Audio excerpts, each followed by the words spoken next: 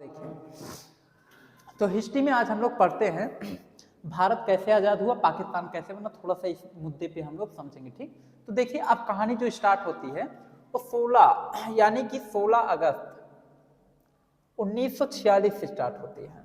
ठीक, 1946 से, ध्यान सुनिएगा। 1946 में क्या हुआ था, 1946 में एक दिवस मनाया गया जिसका नाम था प्रत्यक्ष, डायरेक्ट एक्शन। डायरेक्ट एक्शन, इसको कहा गया प्रत्यक्ष कार्यवाही। कौन सा कार्यवाही? प्रत्यक्ष कार्यवाही। ठीक, तो 1946 में प्रत्यक्ष कार्यवाही यानी डायरेक्ट एक्शन के तहत, ठीक, जिन्ना, मोहम्मद अली जिन्ना पूरे देश में दंगा करना शुरू कर देते। पूरे देश में दंगा, भयानक दंगा। दंगा क्यों कर रहा था? उसकी मांग थी कि हम एक अलग राष्ट्र बनाना चाहते हैं, एक अलग देश बनाना चाहते हैं। तो हमारे भारत के जितने भी लीडरशिप के लोग थे उन लोगों ने कहा अगर जिन्ना अगर अलग से देश बनाना चाहते हैं तो बनाए अलग से देश, ठीक ना।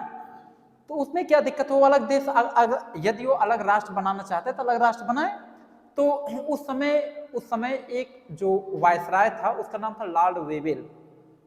लॉर्ड वेवेल मतलब इंग्लैंड का था लॉर्ड वेवेल। लॉर्ड वेवेल ने इस मुद्दे को जब समझा तो लॉर्ड वेवेल ने एक स्पेशल ऑफिसर जिसका नाम था लॉर्ड माउंटबेटन को भारत भेजा, वायसराय बना करके भारत में भेजा। ठीक, तो जब लॉर्ड माउंटबेटन भारत में आया तो इसने भारत में एक प्लान लाया, एक योजना लाया जिसका नाम दिया माउंटबेटन योजना। उसका कई नाम है, जैसे उसका नाम है CR फार्मूला भी कहते हैं, ठीक ना। तो जानते रहिए भारत में अब कौन आया? Lord Mountbatten. लॉर्ड माउंटबेटन ये भारत में आया। ठीक, इसने कौन सा योजना लाया? इसने लाया जो है माउंटबेटन प्लान लाया। कौन सा प्लान लाया? माउंटबेटन, अपने नाम पर इसने एक योजना लाया था, माउंटबेटन योजना। इंग्लिश में प्लान कहा जाता है। ठीक, इसी को हम लोग CR फार्मूला कहते हैं।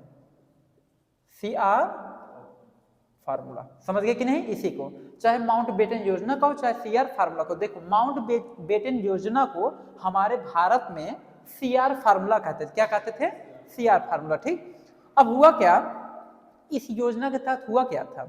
इस योजना के तहत भारत और पाकिस्तान के बीच बंटवारा हुआ था। समझ गए? इस योजना के तहत भारत और पाकिस्तान के बीच बंटवारा हुआ, यानी पाकिस्तान एक अलग राष्ट्र बना, भारत एक अलग देश, एक अलग कंट्री बना। समझ गए कि नहीं? अच्छा, इस योजना के तहत जो बंटवारा हुआ कब हुआ था उसको भी जान लेते, ठीक ना। तो ध्यान समझिएगा, इस योजना के तहत जो पाकिस्तान जो बना वो 14 अगस्त 1947 को पाकिस्तान राष्ट्र बना। कौन बना? पाकिस्तान। 14 अगस्त 1947 को पाकिस्तान बना, ठीक ना, एक अलग राष्ट्र बना। और फिर उसके बाद 15 अगस्त 1947 को भारत क्या हुआ, मतलब भारत आजाद हुआ। भारत एक अलग देश अपने आप में था ही, पहले से था। भारत से टूट करके पाकिस्तान बना अलग होकर। ठीक, भारत कब आजाद हुआ था? 15 अगस्त 1947 को भारत क्या हुआ, पूरी तरीके, मतलब भारत 15 अगस्त 1947 को आजाद हुआ था। समझ गए? अच्छा, जो लॉर्ड माउंटबेटन है ये उस समय भारत का वायसराय बना था। क्या बना था? वायसराय। कौन था? Lord Mountbatten. अब देखिए 1946 में आपके भारत में, ध्यान सुनिएगा, कैबिनेट मिशन भी आपके भारत में आया था। कैबिनेट मिशन हमने बताया था, कैबिनेट मिशन का मतलब क्या होता है? 3 कैबिनेट लेवल के मंत्री आपके भारत में आए थे। कैबिनेट लेवल के मंत्री जिसका नाम था, मैंने बताया था काल करके, जैसे के से क्रिप्स, ए से अलेक्जेंडर, एल से लॉरेंस, क्रिप्स, अलेक्जेंडर, लॉरेंस, ये 3 मंत्री आपके भारत में आए थे। ये कैबिनेट स्तर के मंत्री थे जिसे हम लोग कैबिनेट मंत्री कहते हैं। समझ गए? ये जो आपके कैबिनेट मंत्री थे जब भारत में आए थे 1946 में ही, तो इन्होंने क्या किया था पता है? इन्होंने क्या किया था, इन्होंने भारत में, जैसे भारत का जो पूरा रूल चल रहा था वो अंग्रेजों के अकॉर्डिंग टू चल रहा था। अब अंग्रेज भारत को छोड़ के अपने कंट्री वापस लौटने वाले थे, भारत आजाद होने वाला था। तो इन्होंने भारत में, कैबिनेट मिशन ने भारत में आकर के कहा कि देखिए भारत के लोग अपना संविधान खुद बनाएं। क्या बनाएं? अपना संविधान खुद बनाए। और दूसरी चीज इसने कहा अंतरिम सरकार बनाए। कौन सी सरकार बनाए? अंतरिम सरकार, समझ गए? तो उसके तहत जो कैबिनेट मिशन आया था, अब बता रहे कैबिनेट मिशन के आगे से ध्यान समझते जाइए। तो जो कैबिनेट मिशन ने जब आया भारत में 1946 की बात है बच्चों, 1946 कैबिनेट मिशन, कैबिनेट मिशन, जो ये कैबिनेट मिशन आया था, इसने भारत में दो चीज कहा। इसने कहा कि संविधान सभा और अंतरिम सरकार। देखिए, कैबिनेट मिशन ने कहा कि भारत के लोग अपना संविधान खुद बनाए, तो एक संविधान सभा का गठन किया गया। उस संविधान सभा में कितने मेंबर थे पता है? 389 मेंबर थे। कितने मेंबर? 389 सदस्य थे जो संविधान को बना रहे थे। 389 लोग मिल करके संविधान को बनाए हैं, समझ गए? उसमें मेन थे, हाँ देखिए, उसमें मेन थे डॉक्टर भीमराव अंबेडकर। ये मेन, मतलब कहने मतलब इनको नॉलेज ज्यादा था, तो ये उसमें मेन व्यक्ति थे। जैसे देखिए, मान चलिए एक स्कूल है, स्कूल में बहुत सारे टीचर हैं, तो एक प्रिंसिपल होता है, प्रिंसिपल सभी टीचरों का मेन होता है। जैसे बहुत सारे नेता हैं संसद में कितने सारे आप देख रहे हैं सांसद हैं, उन सभी सांसदों में सबसे मेन सांसद कौन है? प्राइम मिनिस्टर नरेंद्र मोदी साहब हैं, समझ गए? तो एक मेन लीडर होता है। तो संविधान सभा में 389 मेंबर थे, ठीक। इसमें कुछ मुस्लिम मेंबर भी थे, कुछ मुसलमान इसमें भी थे, मुस्लिम मेंबर भी थे। तो इन लोगों ने क्या किया, जैसे जब भारत और पाकिस्तान का जब बंटवारा हुआ, तो यही भारत और पाकिस्तान के बीच में रेखा खींचा था। रेडक्लिफ ने भारत और पाकिस्तान के बीच में क्या खींचा था? रेखा। उसी के नाम पे पड़ा रेडक्लिफ रेखा। भारत और पाकिस्तान के बीच में कौन सी रेखा है? रेडक्लिफ रेखा। समझ में आ रहा है जी? तो क्या हुआ था, बहुत सारे जो मुस्लिम मेंबर थे संविधान सभा के, जब भारत पाकिस्तान का बंटवारा हुआ, तो बंटवारा होने के बाद बहुत सारे मुस्लिम मेंबर जो है ना पाकिस्तान चले गए थे, समझ गए? बहुत सारे मुस्लिम मेंबर जो है मुस्लिम लीग जिन्ना की पार्टी ज्वाइन कर लिए थे, समझ गए? ये संविधान सभा छोड़कर। तो बाद में 389 सदस्य जो है ना, ये 389 सदस्य घट करके 299 हो गया था। मतलब 389 है, बाद में घट कर कितना हो गया था? 299 सदस्य बचे थे, क्योंकि कुछ लोग छोड़ के चले भी गए थे, समझ गए कि नहीं? उसके बाद अंतरिम सरकार। ये अंतरिम सरकार क्या है? तो 1946 से 1952 से 1952 के बीच में जो मतलब 1946 से 1952 के बीच में अंतरिम सरकार का गठन किया गया, अंतरिम सरकार बना। अब अंतरिम सरकार में जैसे उस समय जो प्राइम मिनिस्टर बने थे पंडित जवाहरलाल नेहरू बने थे, और आपके यानी कि जो होम मिनिस्टर, गृह मंत्री, जैसे आज के समय अमित शाह है, उस समय गृह मंत्री बने थे सरदार पटेल। उसके बाद ऐसे ऐसे करके सभी मंत्री बने, ठीक। शिक्षा मंत्री बने थे अबुल कलाम आजाद, ठीक। पहले चुनाव आयुक्त थे सुकुमार सेन, ठीक ना। तो इसमें अंतरिम सरकार में हम लिखा देते हैं। अब हम लोग देखते हैं अंतरिम सरकार, ठीक ना। तो अंतरिम सरकार के बारे में पूरा बता देते प्रोसेस। तो पहली बार भारत में जो चुनाव हुआ था बच्चों, 1951 से 52 के बीच में हुआ था। 1951 से 52 के बीच में हुआ था पहली बार चुनाव। तो अब हम लोग देखते हैं अंतरिम सरकार, ध्यान सुनिएगा। तो जो चुनाव हुआ था आपके भारत में, सबसे पहले चुनाव आयुक्त कौन बनाए गए थे? चुनाव आयुक्त, ये क्वेश्चन करता है जी, ध्यान देना। सबसे पहले चुनाव आयुक्त कौन बनाए गए थे? उसका नाम था सुकुमार सेन। क्या नाम था? सुकुमार सेन। ये सबसे पहले चुनाव आयुक्त बनाए गए थे, सुकुमार सेन इनका नाम था, ठीक। ये याद के रहना। उसके बाद देखिए, जो पहला चुनाव हुआ था कब के बीच में हुआ था? 1951 से 52 के बीच में हुआ था। सबसे पहला चुनाव कब हुआ था? 1951 से 52 के बीच में सबसे पहला चुनाव हुआ था। अच्छा, इसमें अंतरिम सरकार जो बना था, अंतरिम सरकार जो आपका अंतरिम सरकार बना था, इसके बारे में बता दें कैसे क्या हुआ था। अंतरिम सरकार में कौन कौन से मंत्री थे उसके बारे में हम बताते चलते, ठीक। इसमें लिखा गया है, जैसे देखिए आपके प्राइम मिनिस्टर लिखा देते एक एक करके, ठीक। जैसे प्राइम मिनिस्टर उस समय कौन थे? पीएम उस समय बनाए गए थे पंडित जवाहरलाल नेहरू। कौन बनाए गए थे? जवाहरलाल नेहरू। क्या समझ में आ रहा है ना? पंडित जवाहरलाल नेहरू। अच्छा, ये अंतरिम सरकार का निर्माण क्यों हुआ था, मतलब कैसे हुआ था, किसके द्वारा ये करवाया गया था? आपको पता है इंग्लैंड का उस समय एक प्राइम मिनिस्टर था जिसका नाम था क्लीमेंट एटली। इसने ही तो भारत को आजाद करने का प्रस्ताव रखा था। जब ये चुनाव लड़ रहा था ना प्राइम मिनिस्टर बनने के लिए, मतलब जब ये चुनाव में खड़ा था, तो तभी कहा था कि अगर हम जीत जाएंगे, ब्रिटेन का यदि अगला प्राइम मिनिस्टर हम बनते हैं तो हम भारत को आजाद करा देंगे। तो जब ये जीता तो तब इसने जो है ये सब मतलब भारत को आजाद करवाया, समझ गए कि नहीं। तो क्लीमेंट एटली ने ही ये अंतरिम सरकार का गठन करवाया था, क्लीमेंट एटली ने ही, समझ गए। हाँ, तो उसने ही कैबिनेट मिशन को भेजा था ना। अब देखिए पीएम जवाहरलाल नेहरू, उसके बाद यहाँ पे होम मिनिस्टर, गृह मंत्री उस समय बने थे, गृह मंत्री, ठीक। गृह मंत्री कौन थे? सरदार पटेल थे, गृह मंत्री थे, ठीक। उसके बाद इसमें और भी क्या जो दिया है लिखा देते हैं। जैसे कृषि मंत्री कौन थे? कृषि मंत्री थे आपके यहाँ पे राजेंद्र प्रसाद। कौन थे? राजेंद्र प्रसाद, ये कृषि मंत्री थे। उसके बाद रक्षा मंत्री कौन थे? रक्षा मंत्री, जो रक्षा मंत्री थे उनका नाम था बलदेव सिंह। क्या नाम था? बलदेव सिंह। उसके बाद एक थे उद्योग मंत्री,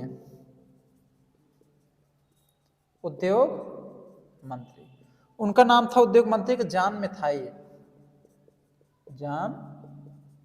मैथाई। उसके बाद है वित्त मंत्री। कौन सी मंत्री? वित्त मंत्री का नाम है लियाकत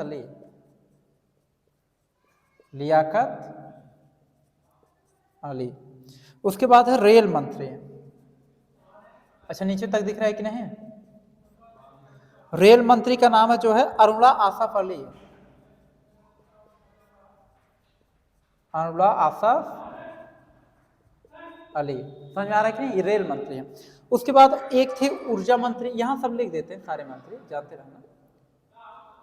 ऊर्जा मंत्री, जो ऊर्जा मंत्री उस समय के बने थे होमी जहांगीर भाभा। इनका नाम बहुत फेमस है, जानते होंगे, होमी जहांगीर भाभा। ये बहुत बड़े साइंटिस्ट थे जी, होमी जहांगीर भाभा साइंटिस्ट थे ये। उसके बाद है कानून मंत्री उस समय के थे योगेंद्र नाथ। कौन थे? योगेंद्र। ये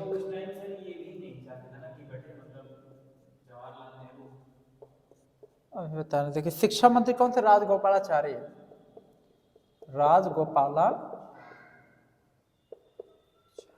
ये थे शिक्षा मंत्री। उसके बाद श्रम मंत्री थे, श्रम मंत्री कौन थे? जगजीवन राम।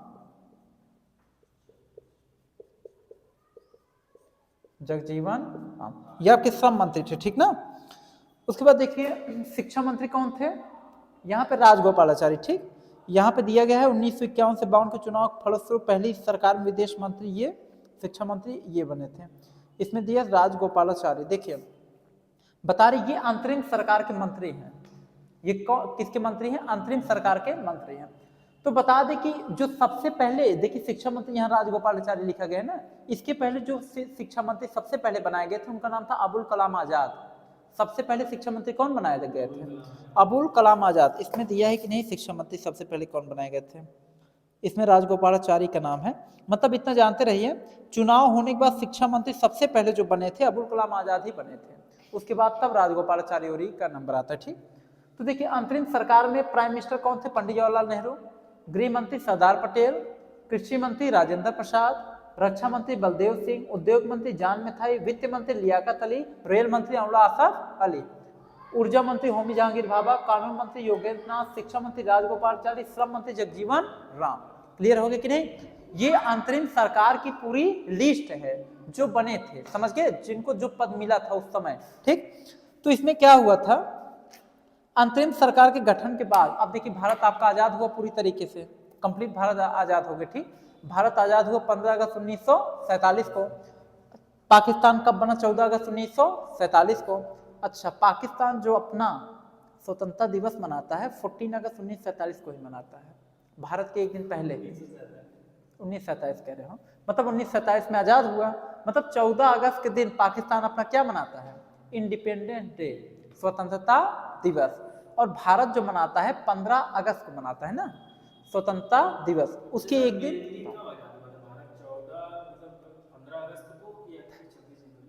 देखिए आपका जो भारत है पूरी तरीके से कंप्लीटली जो आज़ाद हुआ था वो 26 जनवरी को ही आज़ाद हुआ था। भारत अपना जो आज़ाद हुआ था कंप्लीटली 26 जनवरी सन 1950 को भारत आज़ाद हुआ था, कंप्लीट तरीके से आज़ाद हुआ था। समझ में आ रहा है कि नहीं? अच्छा कंप्लीट तक क्यों उस समय आज़ाद हुआ था 26 जनवरी 1950 को? क्योंकि भारत का संविधान जो हमारा संविधान बना था वो कब बन के तैयार हुआ? 26 नवंबर 1949 जो संविधान बनकर तैयार हुआ था, जो संविधान भारत का बन के तैयार हुआ था वो बना था 26, लेकिन सर इसको लागू इसलिए किया गया था 26 जनवरी को। हाँ 1949 को संविधान बन के तैयार हो गया था। झंडा फहराया था ना हाँ इसको जो है लागू किया गया कब? 26 जनवरी के दिन। हाँ देखिए 26 जनवरी सन 1950 को संविधान को लागू किया गया पूरे भारत में, कॉन्स्टिट्यूशन, क्योंकि हम लोग अपना संविधान खुद बनाए तो खुद संविधान बने और संविधान बनाकर 26 जनवरी के दिन पूरे भारत में क्या कर दिया, उसको लागू कर दिया। पूरा आप बता रहे 85% ब्रिटेन का ही लिया गया है। हाँ तो जो संविधान आपका बना है ना उसमें 85% जो रूल रेगुलेशन है वो सब अंग्रेजों वाला रूल रेगुलेशन है। जो अंग्रेज जो नियम कानून आपके भारत में पहले चला रहे थे ना 85% अंग्रेजों का ही रूल रेगुलेशन नियम सब भारत में आज तक भी चल रहा है। समझ गए कि नहीं? तो 15% केवल अलग से रूल रेगुलेशन है, क्योंकि अंग्रेज भारत में जो भारत को जो चला रहे थे एक संवैधानिक तरीके से, चाहे जिस भी तरीके से चला रहे थे, वो भारत में कोई ना कोई नियम कानून लगाए थे। वो नियम कानून कुछ हद तक क्या लगभग हद तक सही था, तो वही नियम कानून भारत के जब संविधान बन रहा था ना तो वहां पर भी लागू किया गया। समझ गए? तो अंग्रेजों को बता दे 85% नियम कानून आज भी भारत में मतलब वही नियम कानून चल रहा है, उसी से शासन व्यवस्था सुचारू रूप से चलाया जा रहा है। समझ गए?